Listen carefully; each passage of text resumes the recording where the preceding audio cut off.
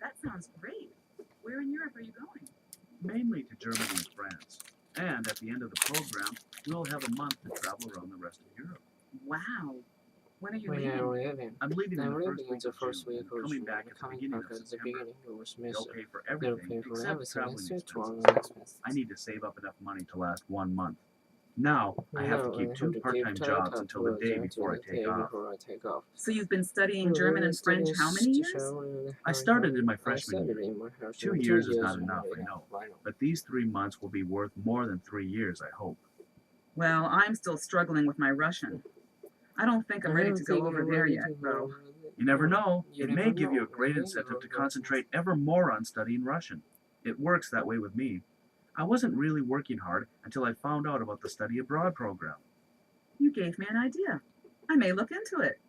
They may have a program for Russian students, too. Sure they do. Sure they I do. know a girl who went to girl Kiev who on the went to program. Kiev on the I can program. give you her phone number too if you want.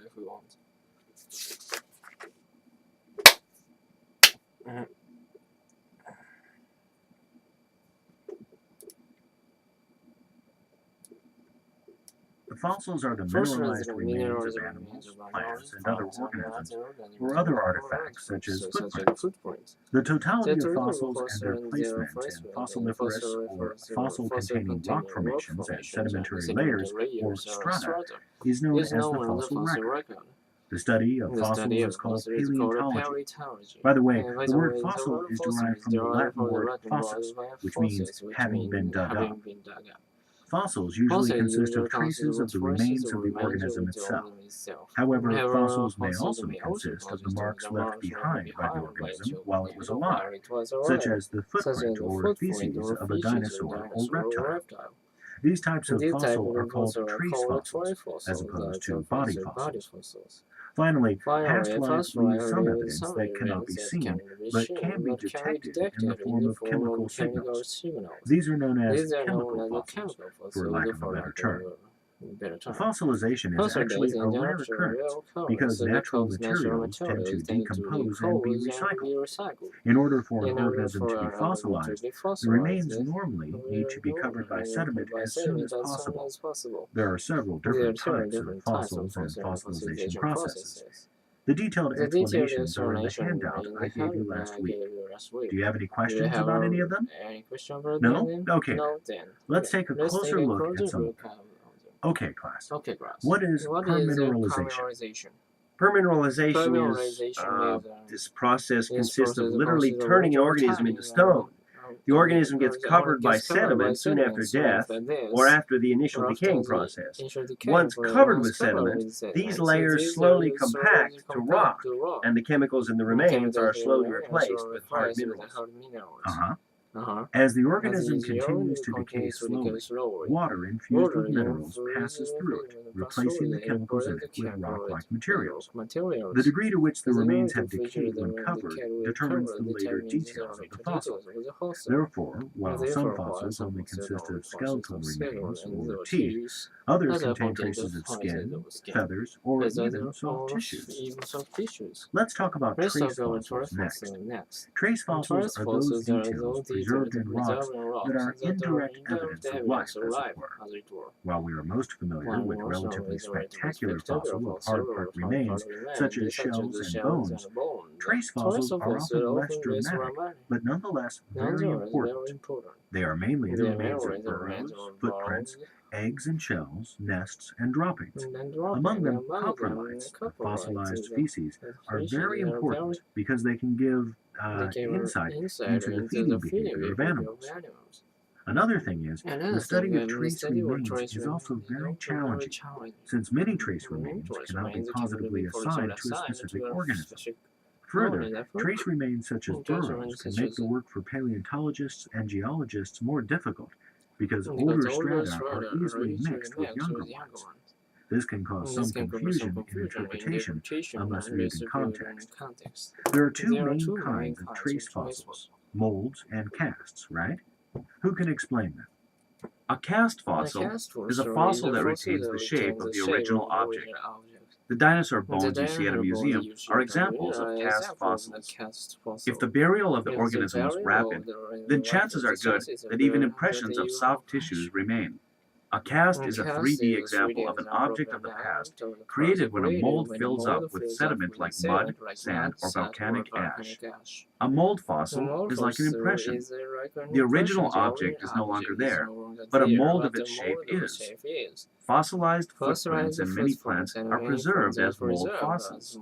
A mold forms when something is pressed in the soft mud and removed by decomposition or pulled out, leaving an impression of the object. Good. Okay then. Let's talk about pseudofossils and transitional fossils, shall we? I know they are kind of confusing. Let's hear the definitions first. Debbie? Okay. Pseudofossils are inorganic objects, markings or impressions that might be mistaken for fossils. These are regular patterns in rocks, which are produced by natural occurring processes. These pseudofossils can be formed by naturally formed cracks in the rock that get filled up by percolating minerals. They can easily be mistaken for real fossils. Why is that? Because some types of mineral deposits can mimic life forms by forming what appear to be life, highly detailed or organized structures. They can be very misleading. Good.